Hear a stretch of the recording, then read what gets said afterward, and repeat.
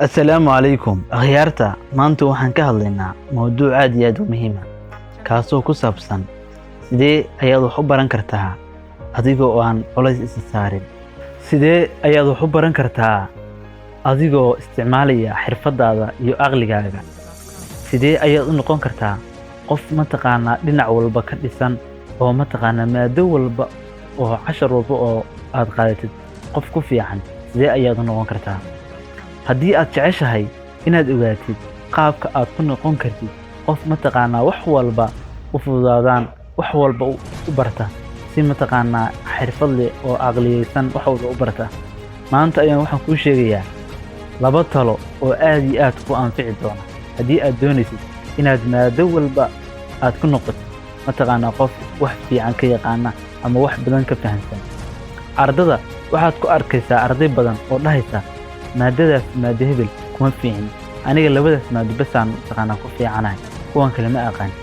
Marka sidee ayaad ku noqonaysaa qof yaqaana maado walba oo sidee ayaad ku ogaanaysaa inaad taqaan? Waxaan kuu sheegayaa 2 arrimood oo kaa caawinaya inaad baratid maado walba oo aad noqotid arday meel walba ka dhisan. Haddaba waxaan kuu sheegayaa sir aad iyo aad muhiim ah oo u baahan yahay arday walba inuu ogaado. Qodobka koowaad, dib u fiiri wixii aad soo baratay. Haddii aad wixii aad soo baratay aad dib u fiirisid ama aad markaad guriga tagtid oo kale dib ugu laabatid, waxay kuu fududaynaysaa inaad maado walba aad u baratid si wanaagsan.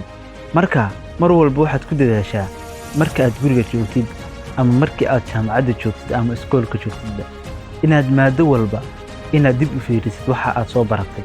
Horta aad weydiisid waxa aad soo baratay waa maxay, waxa aad soo baratay muhiimad ay leeyihiin waa maxay, waxa aad soo baratay waxa ugu muhiimsan ay ka hadlayaan waa maxay. Su'aalo noocaas oo kale isweydii oo dib u fiiri wixii aad soo baratay. Markii aad sidaas samayso waxaa kuu fududaanaysaa inaad maadadaas inaad wax badan ka fahantid. Waana hubaal haddii aad samaysid waad fahmi doontaa maado walba oo aad dib u fiirisid.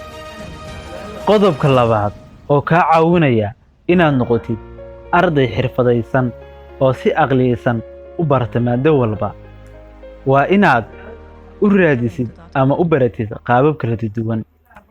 U baro qaabab kala duwan su'aasha ama waxa ama maadada hadba aad dib u fiirinaysid.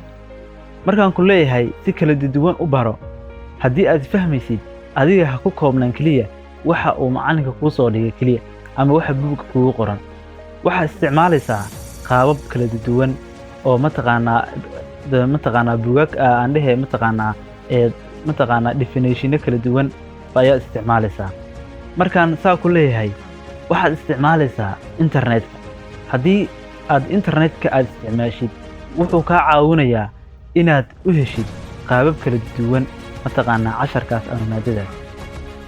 Haddii aad arday tahay waxaa waajib ah ama waxaa laga maarmaan ku ah inaad isticmaashid internetka aad mar walba wax ka baartid. Haddii aad internetka aad wax ka baartid waa hubaal waxaad helaysaa information kala duwan qaabab kala duwan oo aad u baran kartid maadadaas.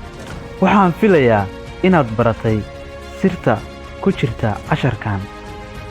Waxaan kugula talin lahaa inaad ila joogtid ama aad nagu soo biirtid sababtoo ah badanaa waxaan ka hadalnaa waxyaabaha ku saabsan ardayda.